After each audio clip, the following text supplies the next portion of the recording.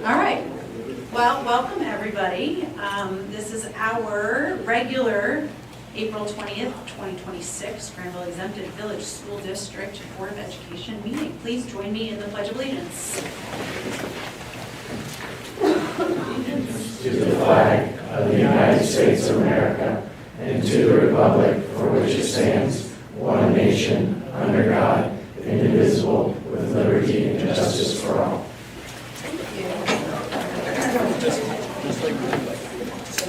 Again, I'd like to welcome everybody here tonight. We're a packed house. I'm excited for accommodations. Mr. Brown, what are you taking? Will. Ms. Deeds? Here. Mr. Wolf? Here. Ms. Colheim? Here. Mr. Kronk? Here. And Ms. Shaw? Here. So I'm doing double duty tonight. Usually I have a treasurer that does the roll call, so if it's clunky, just understand, I don't usually do this part of the meeting. So I apologize in advance. Don't ask for the money. Yeah. And if I talk slowly, you'll realize why. Yes. Can I have an approval of the agenda, please? So moved. Second. Okay. Sounds good. So to call the roll, we have Ms. Deeds, Aye. Ms. Colheim. Colheim, Aye. all right, Mr. Kronk, aye, Mr. Wolf, Aye. Ms. Shaw. Aye. The exciting part of the meeting is right now. Yes. So for district highlights and recognitions, please, Mr. Brown. All right, great, thank you. Sure.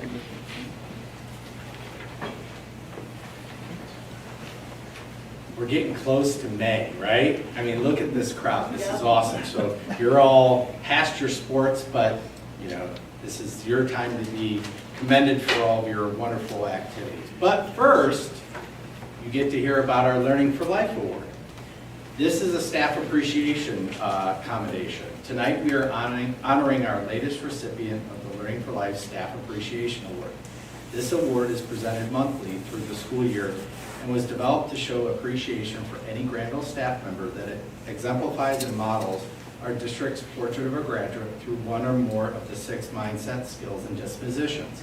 Those mindsets, if you don't know them off the top of your head, which I know you all do, is to be collaborative, a critical thinker, empathetic, adaptable, responsible, resilient. How many of you knew at least one of those? Yes, all right. Okay, tonight's award will serve as the final award for this school year, and we will restart in October to resume the staff recognition. And again, the staff nomination form will be available to anyone in the Granville Schools community, and thank you to the Education Foundation for its vital input and participation in this role. So this is a collaboration between our Human Resources Department and Granville Education Foundation. So this month, we are pleased to recognize one outstanding educator as the March 2026 recipient of the Learning for Life Staff Appreciation Award, Laura Weaver. Okay, Mrs. Weaver.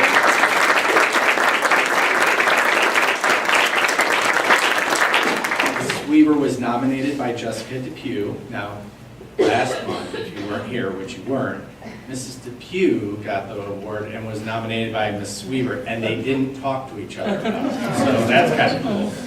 Laura Weaver is a colleague at GES. She believes in all students and their ability to be successful. She is consistent with keeping high standards for learning and provides scaffolding as necessary so that all students have access to high-quality learning activities and environments. Laura collaborates with staff members planning lessons that require students to be critical thinkers and problem solvers. She is skilled at asking questions and providing resources that challenge both students and colleagues to be reflective and level up. In my time planning and co-teaching with Laura, she has taught me so much by just being herself.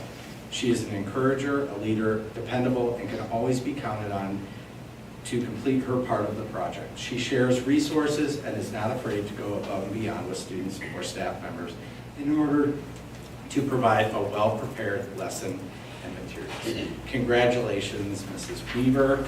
You are our Learning for Life Award winner.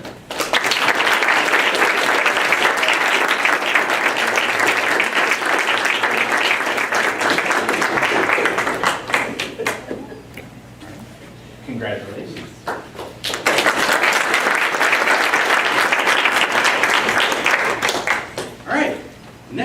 So this is, usually we have, athletics, but this is nice because we get to honor some other aspects of the things that students do in our schools. So this year, we are commending our blue and white yearbook selection. So where is Mrs. Tolbert here? There she is. All right. So the 2025 volume of the blue and white yearbook has been selected for inclusion in the Possibilities, Volume 11.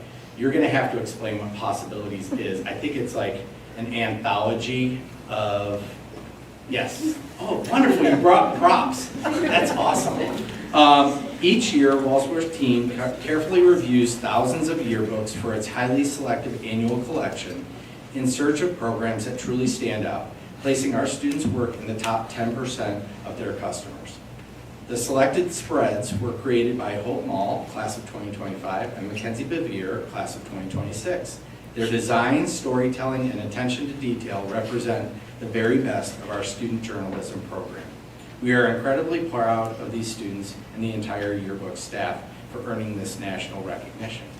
Please come on up. Mrs. Tolbert and I think that's Mackenzie. Oops. Congratulations.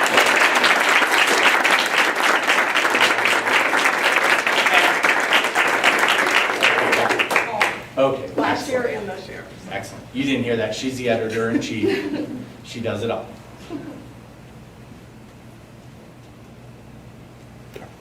Great.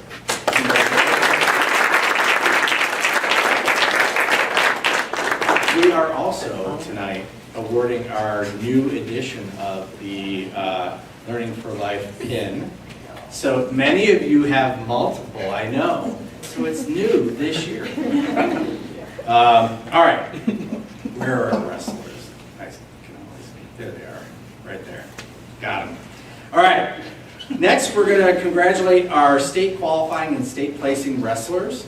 Henry Geiger was Henry's first trip to the state tournament. Henry finished the season with a record of 25-8. He was the champion at the Logan Invite, runner-up at the Granville Invite, league and sectionals, and took third place at districts, qualifying him for state. At state, the state tournament, Henry earned All-Ohio status by taking 7th place. Congratulations, Henry. We'll bring you all up at the same time. Then we have AJ Bergeron.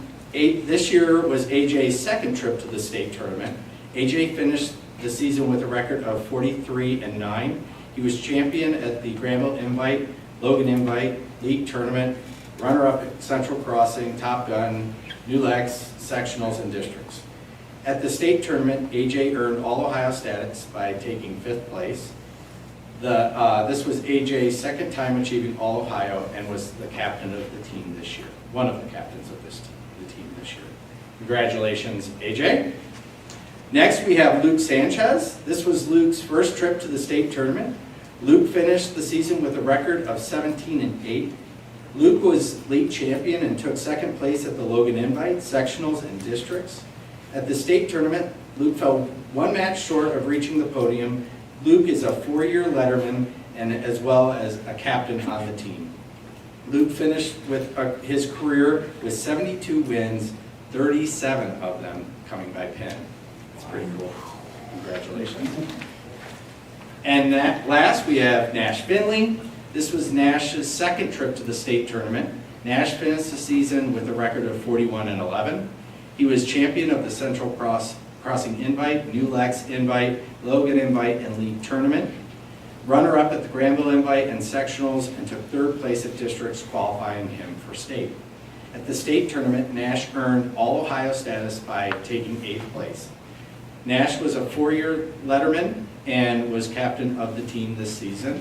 And Nash finishes his career with 119 wins, 88 of them coming by him. So now, you're talking to the son of a former wrestling coach, all right? My dad was a wrestling coach for Euclid City Schools for almost 20 years. That's why I played hockey. Okay? So now, with that, every great team has great coaches. So Coach Bergeron and your entire staff, congratulations. Gentlemen, come on up. Congratulations.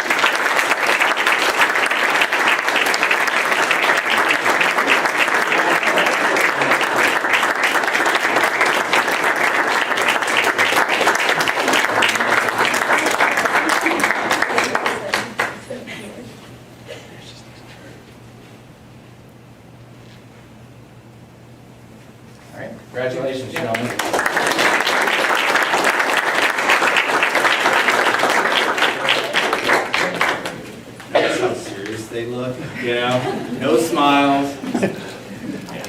All right, next, and where are Hillary and Tyler? You guys, you write a lot of stuff. I don't have the readers that I need. But it's all because you guys have a lot of things to share, so that's great. So, bear with me here. All right. The 25-26 boys and girls swim programs had quite a successful season. The girls team won the Licking County League meet for the 5th consecutive year, finished 6th at the sectional meet and 14th at the district meet. Coach Hillary Paulson was named LCL Coach of the Year. Probably more important, was awarded the 2026 Sportsmanship, Ethics, and Integrity Award at OHSAA. The boys team earned the Now, I will skip down. Coach Tyler Paulson was also named LCL Coach of the Year and Central East South District Coach of the Year. So, I mean, it's a family affair. They usually outdid each other. All right, so the boys team earned LCL title for the 2nd year in a row. They also finished runner-up at the sectional meet and were 2026 district champions. Nolan Schneider was recognized as LCL Swimmer of the Year and broke 2 LCL records in the butterfly and 500 free. Nolan, Miles, Drew, and Oliver also broke the LCL record for the 200 medley relay, and Nolan, Miles, Oliver, and Seth Winterhalter broke the LCL record for the 200 freestyle relay. In addition, throughout the season, the boys team collectively broke 5 school records.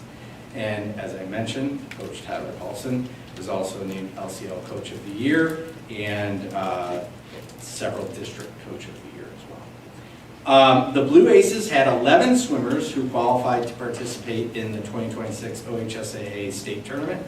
For the girls, senior and captain Grace Largent qualified individually in the 100 breaststroke, where she finished 6th overall. Lily Hislop qualified in both the 200 IM and 100 butterfly, where she finished 24th and 12th respectively.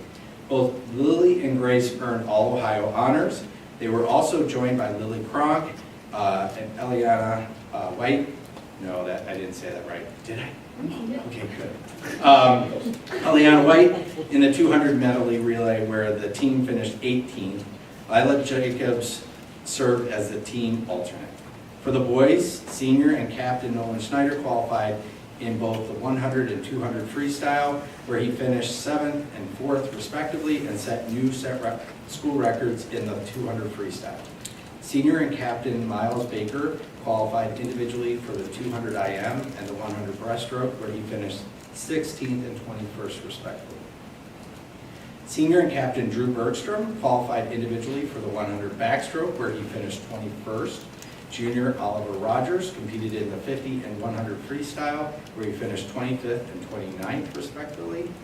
And the 200 medley relay team of Drew, Seth Winterhalter, Dan Remlinger, and Luke Casebolt finished 21st, and the 200 and 400 freestyle relays of Seth Winterhalter, Oliver Rogers, Miles Baker, and Nolan Schneider finished 6th and 5th respectively. Nick Casebolt served as the team alternate. Miles, Nolan, Oliver, and Seth earned all Ohio honors. Additionally, for the boys, the boys finished 9th out of 230 teams represented, the highest finish in Granville boys history at the state meet. So congratulations to all of our swimmers. Let's do, well, I think we can do them all. Let's do it all. Come on up.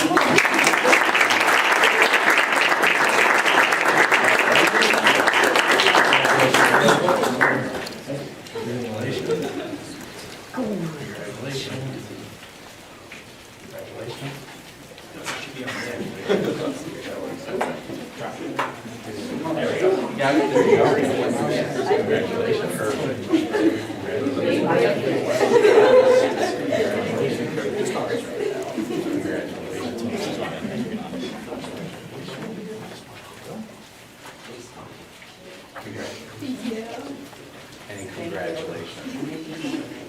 Yeah, there you go.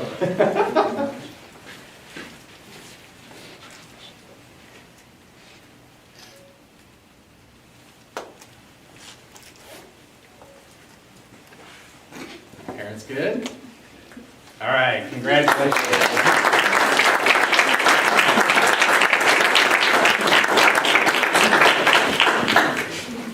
Okay, we have one more award, and it is the Auditor of State Award with Distinction. So typically, Brittany would be here, and there would be a person accepting this on her behalf with her. But Scott Brown serves as the State Auditor Keith Faber's Central Ohio Liaison. On behalf of Auditor Faber, he presented Granville Exempted Village School District with the Auditor of State Award with Distinction this past year. This award puts the district into a very select group. Their office audits, which are not fun, they audit approximately 6,000 entities per year, and less than 4% are eligible for this award. The Auditor of State's Award with Distinction is presented to local governments, school districts, and other entities upon completion of their financial audit that meets the criteria to be consistent with a clean audit report. The entity must file financial reports with the auditor's office by statute due date without extension on a GAAP accounting basis and prepare a comprehensive annual financial report. The audit report does not contain any findings for recovery, material citations, material weaknesses, significant deficiencies, uniform guidance findings, or question costs. The entity's management letter contains no comments related to ethics, costs, timely reports, bank reconciliations, single audits, findings for recovery, and public meetings and records request issues. This award is presented to, represents the hard work of all of Granville Exempted Village School District staff and employees who make every effort each day to maintain accounting excellence. What this truly means is that across the entire organization, you have people, and specifically a treasurer's office with Brittany Triola and her staff, that do an excellent job understanding their fiscal responsibility and accountability to this community. And specifically, we want to recognize Brittany, who's not here, so let's give her a round of applause.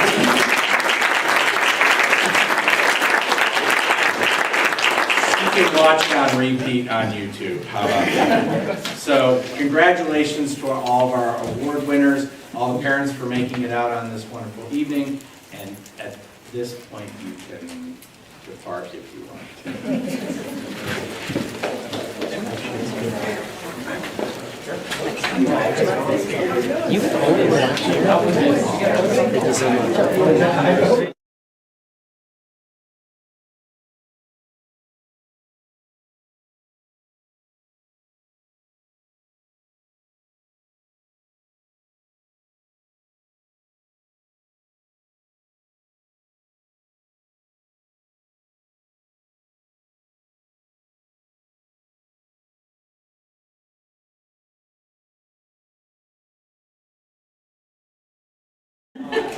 Mr. Brown is now going to give us a monthly financial report. That's not really his role, but I expect it to be award-winning. it better be.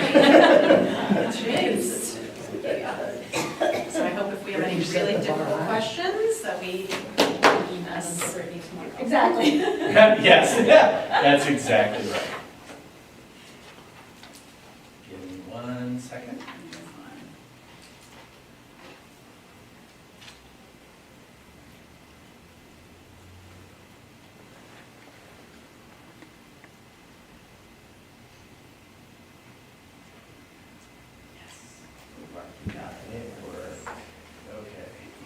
All right, so I'm going to take this up with me over here. Oh, you know what? In 15 years, I've never given a monthly financial report at a board meeting. So We're going to let this Brittany is- know that you're better than her in it. Yeah. No, we're not. No, No, we're we're not. not. Come on. Well, he might be, you guys. All right, so here is your monthly financial report. As you know, actually, as David Conley referenced earlier, we receive cash settlements at 2 times during the year, where we have kind of an up and down flow to our cash reserves, so our cash balance comparison. As you know, our cash balance is down to $5,825,000 because we did the capital projects transfer. So that continues to be present here in this report. And then, so the one thing that I'll call your attention to is the timing of property tax settlement. The Licking County Auditor directed payments to be made based on the first half only. Typically, we receive about 54% of collections in the first half due to taxpayers who choose to pay the full year in advance. And a catch-up payment will be made prior to the fiscal year end. So we received about, I think, $600,000 less. So that we will receive that money. They actually have it. They're working on a process to potentially give it to us in another payment. But the money's there. It's not something that is changed in the financial picture. It's just a matter of collections. Year-to-date collections compared to prior year, local tax revenue is up due to the income tax collections, which are up 13% over the prior year. The timing of the property tax settlement. State revenue is up due to the implementation and catch-up payment for the performance supplement. So remember, in this last budget, we get an additional supplement from the state of Ohio due to our 5-star rating. We did get our 5-star banner delivered last week, so it's now up above the copier in case you want to take a picture of it. Okay, so March expenditures compared to prior year, we have timing of supplemental payments, and then the prior year did not include the custodial service payment due to timing. Remember, there was a month that we double paid the outgoing, or we paid both the outgoing and the incoming custodial provider. Expenditures compared to prior year, obviously we have the increase in base salaries and steps. We have purchased services due to increases in special education contracts, custodial service, and utilities. And then we have the capital projects transfer fund, which is our next slide. So the pit filler is the area right in front of the stage for the orchestra pit. And as you know, we are having that replaced. And so that is on target to be replaced during the summer months so that it can be utilized when the kids return. We have the air handler unit 6 at GHS that will also be done this summer, and then the air handler units 3 and 4, which is a bigger ticket item. What I think it's important for the community to understand is, even though we did the project transfer of $8 million, you know, every time we allocate funds to a specific purpose, it's calculated on this slide. We still have $5.4 million identified for future capital needs if needed. Remember, a capital project transfer fund can go towards capital projects, but at the board's request can also go back into the operating budget. This is our cash reconciliation, which shows the interest that we're gaining not only through Star Ohio, but also through the Red Tree investments. And that is your monthly financial report provided by Mr. Brown. Outstanding. In lieu of- Outstanding. Yes. Excellent. International award winning. I wouldn't call it anything. I would just say we survived. How about that? All right. And are there any questions? Okay. And I am going to.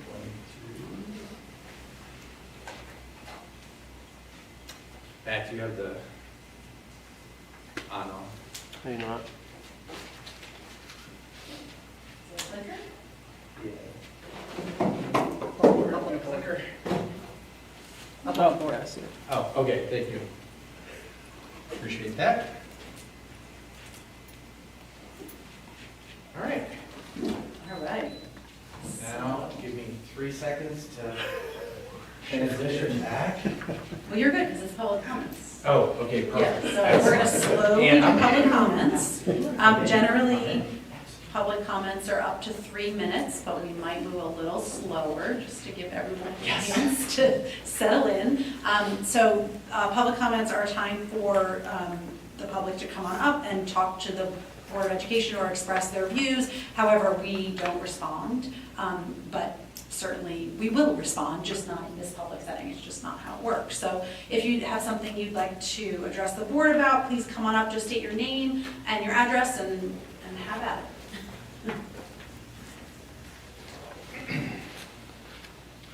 Good evening to all of you, by the way. Since I'll be facing this other way. All right. Good evening. My name is Luke Metcalf.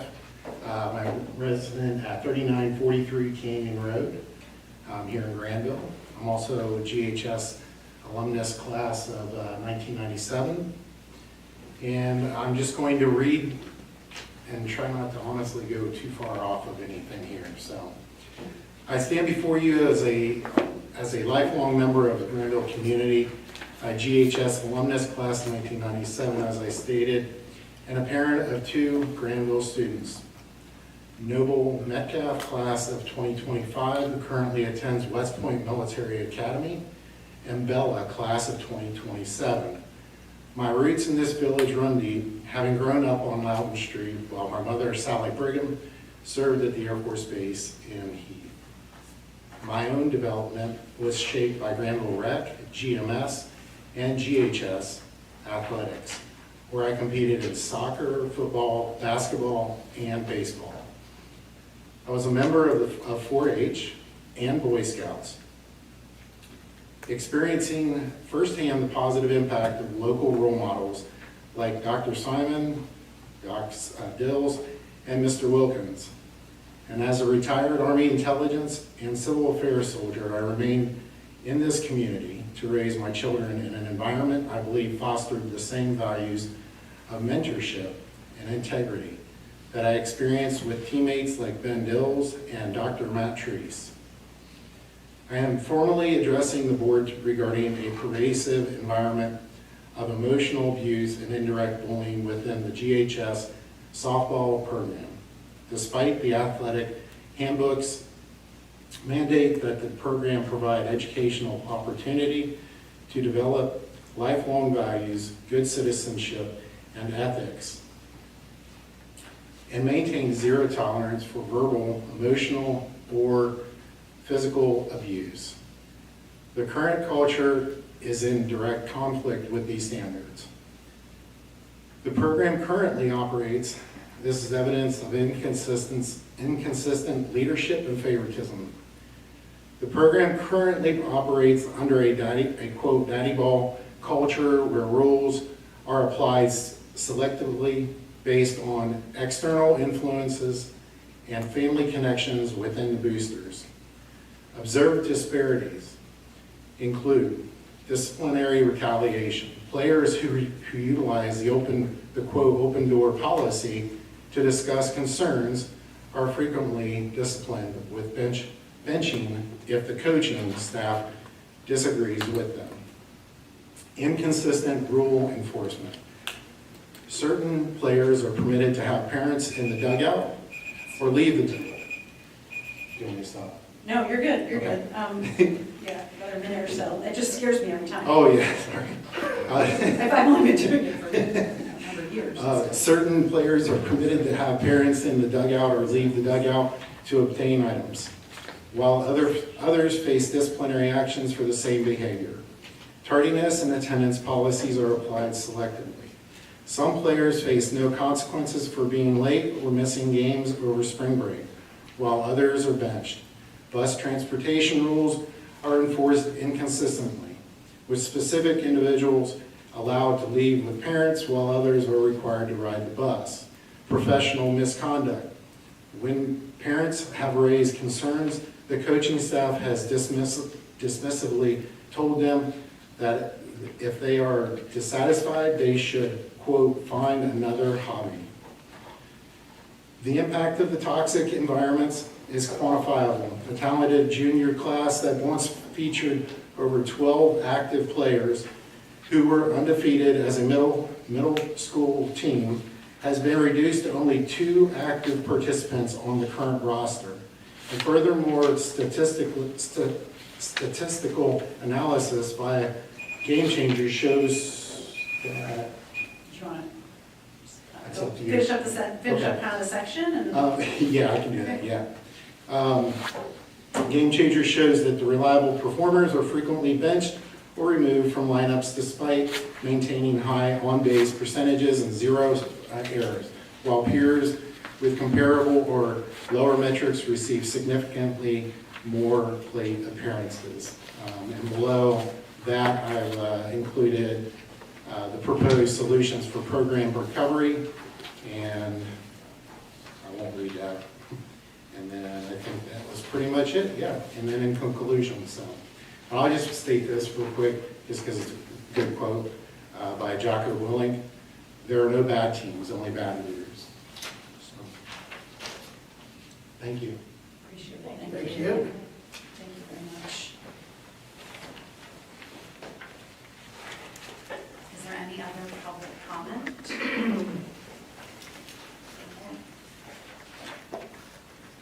Just moving on to board discussion. Yes. So, one, I just want to give you the opportunity to talk a little bit about the tax policy discussion that we had prior to the regular meeting. For the public to know that we've been in ongoing discussions with David Conley, the facilitator, to talk about an overall tax policy structure, to really guide the work of the board moving forward, and to create a legacy document that kind of states why you've done what you've done over the last 10 to 15 years in tax policy.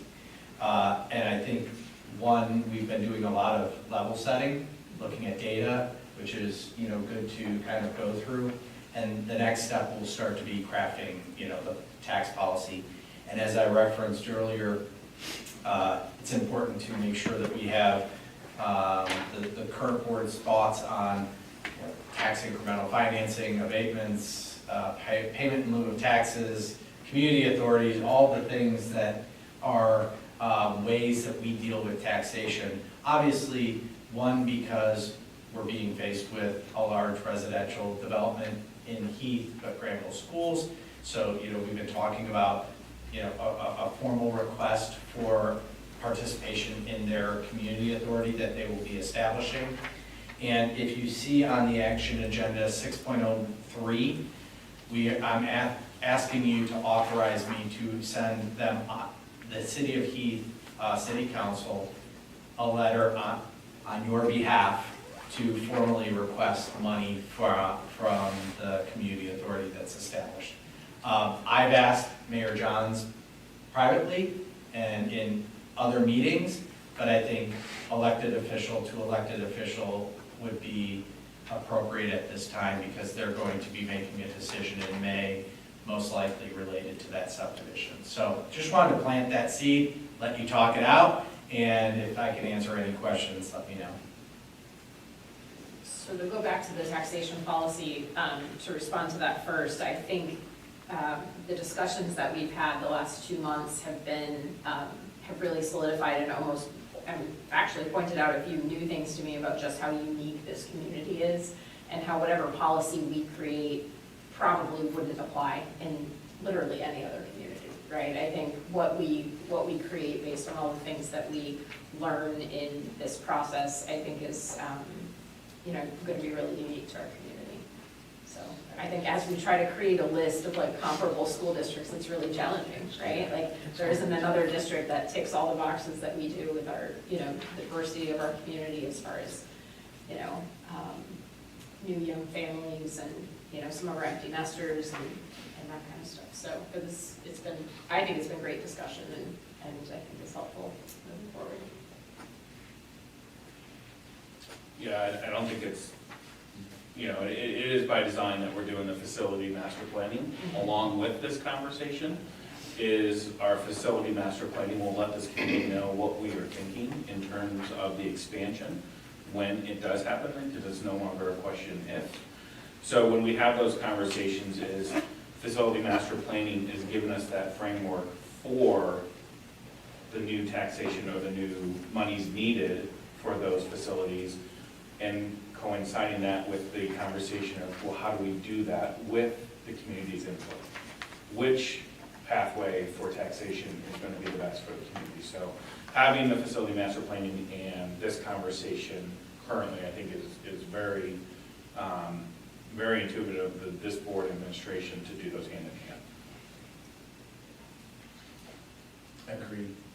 And I think that on the tax policy, I think it's always important that we talk about this kind of issue with the community, but especially now with the environment and what's happened at the legislature, what's happening potentially at the state level, how that's changing. And the more we discuss that with our community, the better educated everybody is, including ourselves. So I think it's really important. And Mr. Brown, will the material we talked about today, will that be on our website if anybody wants to? Yes, so usually by end of the day tomorrow, we have the presentation and the video available on our facility master planning tab.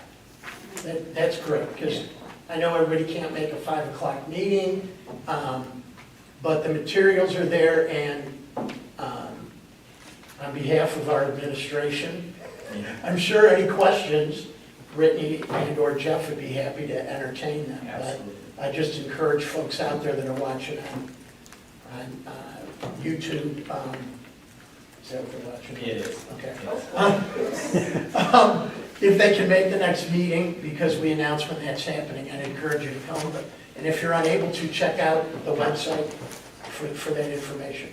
I do know because I was at the CIC meeting, the Community Improvement Corporation meeting prior to the 5 o'clock meeting, and every single one of them watched the first presentation. So, and they thought it was very informative. So it was very helpful for them as a separate entity, but also involved in economic development, to get under a deeper understanding of the nuances of taxation.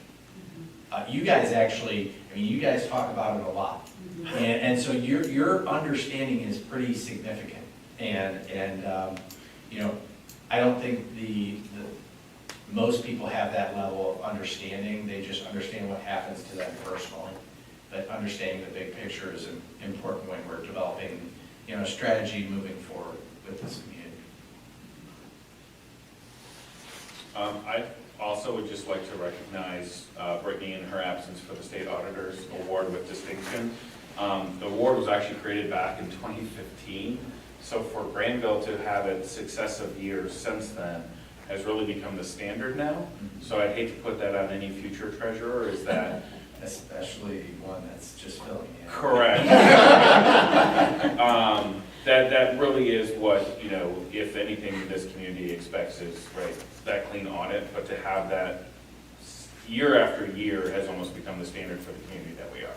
So congratulations to her and our team again. Yeah, I think if there's any community member that has questions about our finance, we are so transparent. Every check that we write is on the Ohio checkbook. So, I mean, you can go and look at finite detail. It will take you a long time to figure it out, but it's there. Or you could ask Brittany. Or you can ask She'll tell you, Brittany, and you'll she'll tell understand you in a that. second. So I mean, I think, well, and that's what you should expect as a community member of the people fiscally responsible for your taxpayer dollars. So, I mean, that makes common sense to me, but, yeah. And that's what I hope this process does, is that in our talk of taxation, everyone gets more understanding of it and really understands. I really appreciated today how we talked about values. What does our community value, and how are we going to make sure we keep that in mind? And then how are future boards, or how are we helping future boards to do that? And I think it's happening. So I talked about the village is going to be taking a similar approach, but we're also doing a comprehensive plan that's joint between the village and the township. You know, that is future planning. That's trying to match the community's desires for how to navigate growth. So all of these things kind of factor in to each other in kind of a mosaic that becomes what we view as, you know, a wonderful community.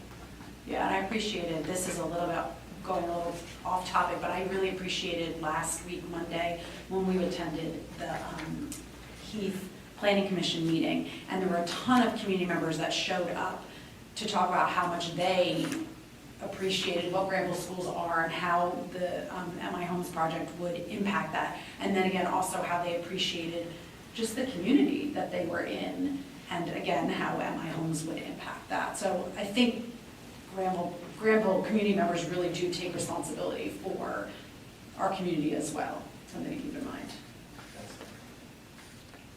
So, something along those lines between what Mr. Brown and Ms. Shaw were talking about is I'm extremely pleased with how the school district's involved with the village and the township about long-term planning, and we're not excluded. We're a part of the plan, because I think people realize whether it's intentional or legal, school districts don't have a lot of choice in these matters, and we have to deal with what we have to deal with.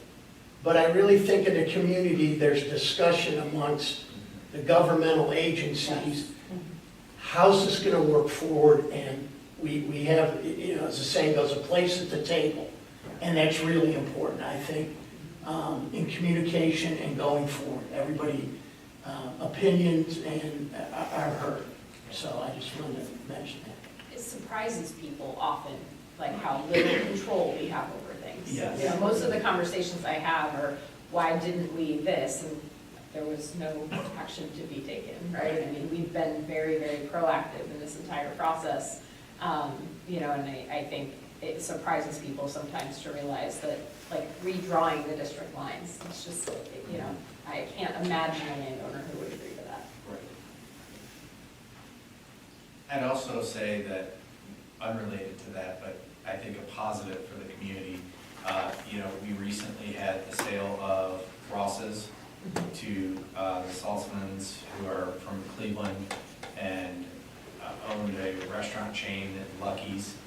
So we have that, and we also have the transfer of the Buxton to the previous owners of the Worthington. And like, again, we don't have a lot of commercial development, but the commercial development that we have is valuable. When you see those charts, you know, we don't want to go from 12% to 10. And so, but I think the way that this community went about trying to find the right owners moving forward, that, you know, Ross's was run as a family business. And anytime we asked Greg Ross for anything, he said yes. And so I think getting the right people into those positions and those businesses is really good for Granville as a whole. And it's a positive. So, and we're in those conversations too, behind the scenes, which is good because we want to maintain our economic base. Might be small, but it's mighty. And we value it. Yeah. Yes. Okay? Anything else from a board discussion standpoint? All right, here's where my anxiety goes through the roof. Okay, so. All right.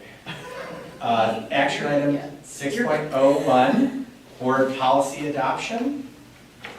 Can I have a Second. Deeds Wolf? Yep, thank you. All right, so Ms. Deeds, Aye. Mr. Wolf, Aye. Ms. Colheim, Yes. Crom, Aye. Ms. Shaw. Aye. Just to back up a Do you want minute, to discuss? did you need to talk about this? Oh, yeah. I mean, No, I mean, come on. We did it before, we did it in the last one. Reading. All I right. know what they are, but just in the future, maybe you want to talk about each Any questions about any of the board policies? I knew we did Yeah, this. we did. Yeah, we did, you're good. Yeah. All right. 6.02 is the communication support contract for the 26-27 school year. So moved. Second.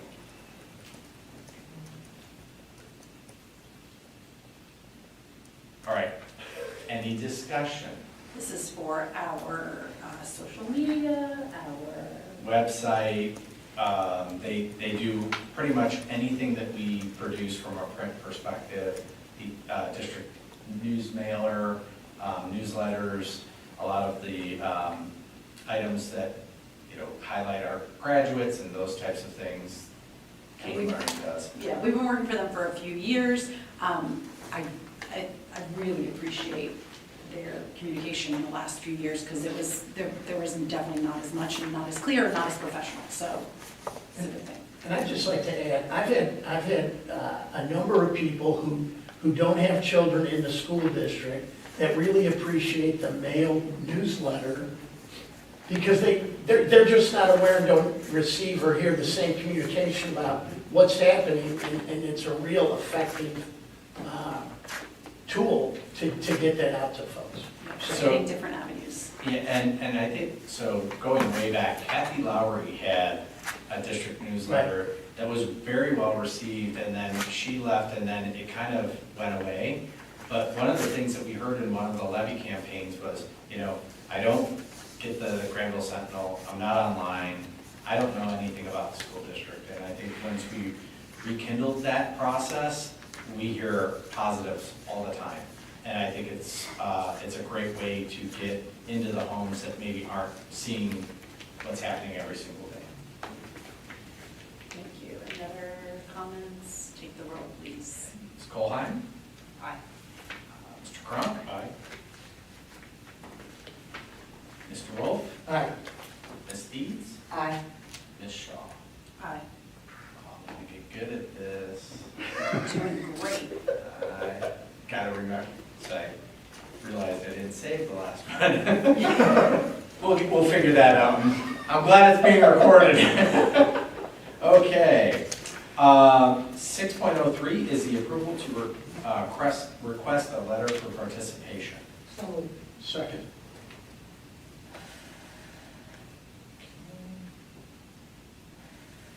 All right, so as I stated in board discussion, I think it's appropriate for this elected body to send an official letter requesting participation in any new community authority that is built or that is applied to the Heath Hills subdivision.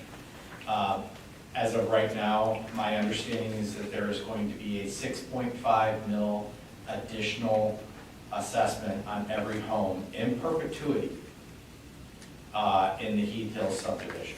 So just for context, when MI had the subdivision in Newark, Park Trails, there was a 5 mil levy applied to each residence, but it expired after 20 years. Once the house was occupied, the clock started, and it's been phasing out the last couple of years. So this new community authority for Heath Hills would be an additional revenue stream for the city of Heath if they do not give us any portion of that. I think it's extremely important that we advocate, that we participate. But I also want to be very transparent. 6.5 mils will not generate anywhere close to the amount of revenue necessary to potentially educate 850 new students. Right. So, but it is, I think, something that we can do on behalf of our taxpayers. If it covers a mill in the future for the rest of our tax base, then we should try and accomplish it.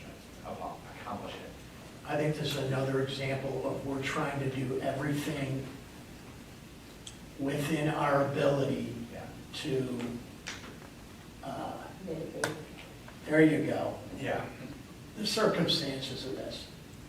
And I want the community to know the school district's doing everything we can and sharing concerns and questions about Heath Hills. Yeah. Part of our tax policy discussion too, I would think, would be asking future boards or setting up frameworks for any large development. If there is a special community authority assessed, that we ask for participation, if not given that either. Yes. I think that should be a standard in your tax policy, for sure. Any other thoughts? Take the roll, please. Okay. Ms. Deeds? Aye. Mr. Wolf? Aye. Ms. Colheim? Aye. Mr. Cronk? Aye. Ms. Shaw? Aye. That was a quick one. That was smooth. 3 for 3. Right. Sorry, guys. It's the little things. I know. I know, it's the little things. Okay, 6.04, approval of the Meta Service Agreement. So moved. Second.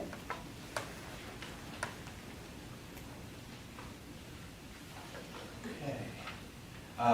So Meta is our ITC, which, 2 years ago, I think we transitioned away from LACA to Meta.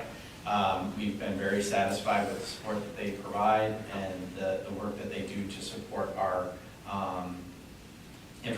data information and student information system and financial systems as well. So we're very pleased with continuing with that service agreement. Great. Happens now, take the roll. Okay, Mr. Crum, Aye. Ms. Deeds, Aye. Mr. Wolf, Aye. Ms. Coleman, Aye. Ms. Shaw. Aye. Okay. All right. The next item is item 6.05. It is the approval of the school age child care contract, or SAC contract. So moved. Second.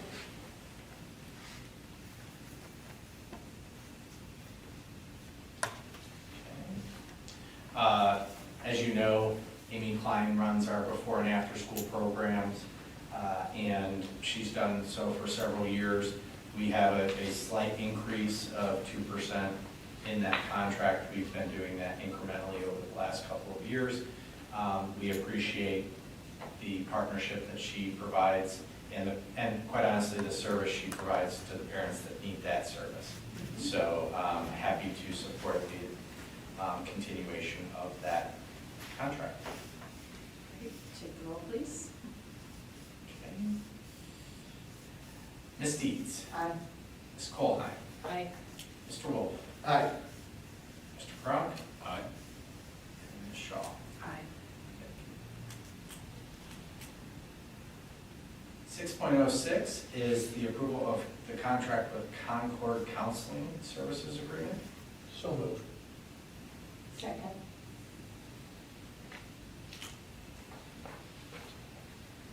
Okay, so we have partnered with Concord the last year and a half, 2 years? 2 years. Thank you, Gwen. For social work support in the schools. And we've been very happy. We've had the same dedicated person during those 2 years. She's quite integrated into our community of educators and partners. So we're happy to continue that relationship. I think an important piece for the board to know is that is a service that we've contracted with because quite honestly, when our parents are in a crisis with their student and they hear from providers, it's a 6-month wait list. We wanted to find a way to give them some additional support. It's not meant to be ongoing counseling. It's meant to be a bridge to somebody else providing that service to our students and parents. So Yeah. They're housed in the high school? they are housed middle school. Okay. Take the roll, please. Okay. Mr. Wolf, Aye.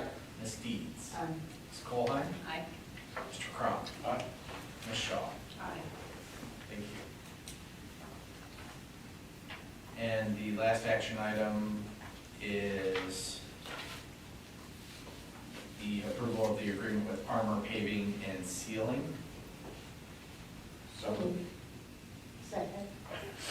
You guys can't get me confused. John and Amy. Yeah, I got it. All right.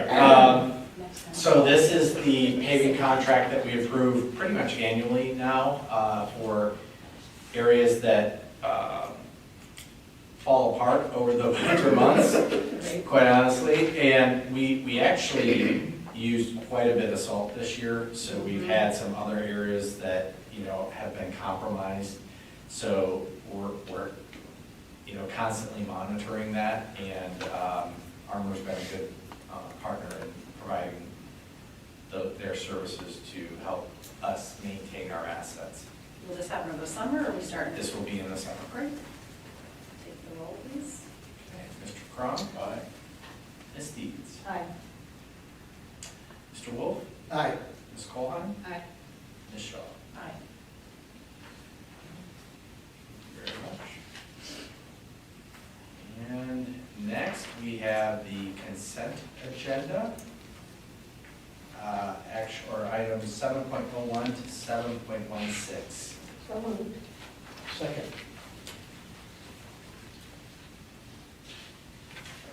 Okay, so I want to call your attention to a couple of items. One, we have a gentleman sitting in here with a suit on that has been patiently waiting to have you call his name.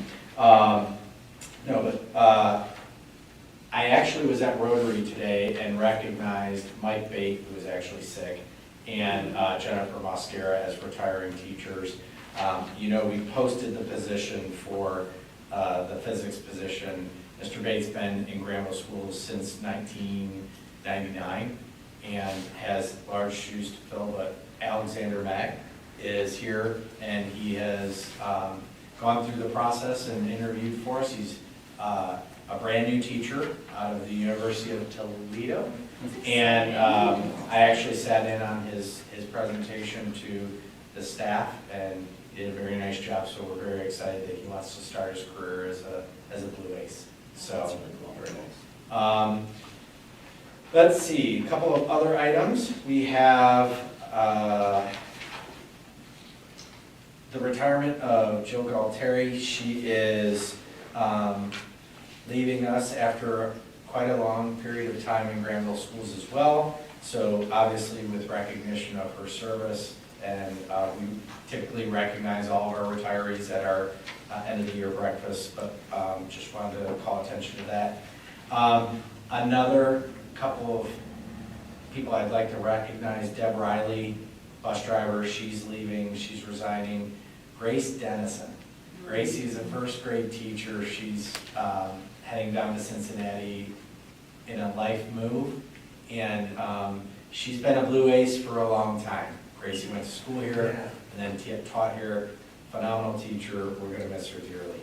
And then Jason is our maintenance tech, and he has been with Granville for close to 12 years as well, and he is going to work for Knox County, the state of Ohio. So we want to recognize all of their contributions to our community and thank them for their service. We have a couple of other items. And then the only other thing that I would call your attention to is what I referenced earlier in communication, 17.14, that we are hiring an outside girls volleyball coach. So we'll start doing that on a more regular basis. So, any questions on the consent agenda? Just a thank you to the boosters for the donation. Oh, yeah. That's a And big one. yeah, Thank that's you. good. Yes, skipped over that. That's all right. You've got a lot going on over there. That's why we're here. No, and to point out, that's a really big deal, because not only is that a hitting facility, but the golf team uses it, Oh, really? and the football team on Friday nights, it's a pseudo locker room. So- Oh, that's great, okay. And I will also say that Dennison uses it They've used it, quite a right? bit as Right. well. Yeah. So this is gonna, I mean, it's, realizing the use, this is gonna help out to take some of that pressure off and set it up, since it is being used so much. So, yeah, always thanks to the boosters, all our booster clubs.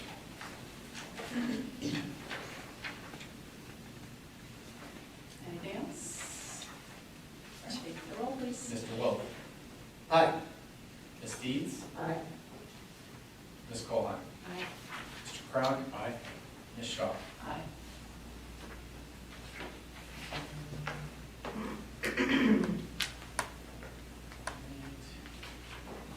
Good, did that right.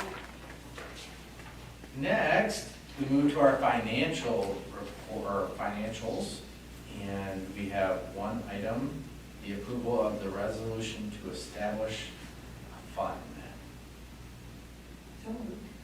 Second. Can you explain this fund Oh, to us, my Mr. God, Brown? that's gracious. I knew exactly what you were gonna do. Nickname it the Haslam Fund.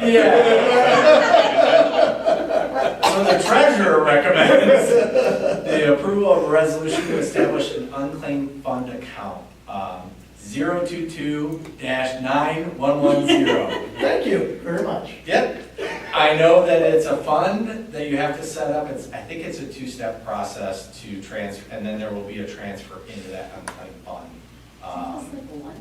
Yeah, it's usually carryover cash that's been on hand for a very long period of time. Right, I think it's almost 5 years. Yeah, it has to, I think it's Yeah. 5 years. Oh, really? Yeah. That long?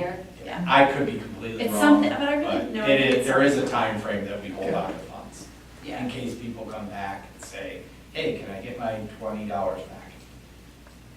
Excellent response. Thank you. Just wait, on top, sorry to ask this question, but did we used to approve the monthly financial report in the financials? Did we move that, or? We used Okay, to, okay. but really what we approve now is just the financial forecast. Within the finance? Yeah. Okay, all right, thank you. You could take the roll. Mr. Wolf, Aye. Ms. Deeds, Aye. Ms. Colheim, Aye. Mr. Cronk, Aye. Ms. Shaw. Aye. Do I have a motion to adjourn? Seconded. Sorry, too All right. fast, too fast. Yeah, that was, Amy. who was it? Amy. Amy, Amy, Yep, okay. Amy and I. Amy. Okay. Ms. Deeds, Aye. Ms. Colheim, Aye. Mr. Wolf, Aye. Mr. Cronk, Aye. Ms. Shaw. Aye. That's for you. Yes, thank you. I don't usually use the gavel, Two but it taps. felt very appropriate Two taps. tonight. Okay.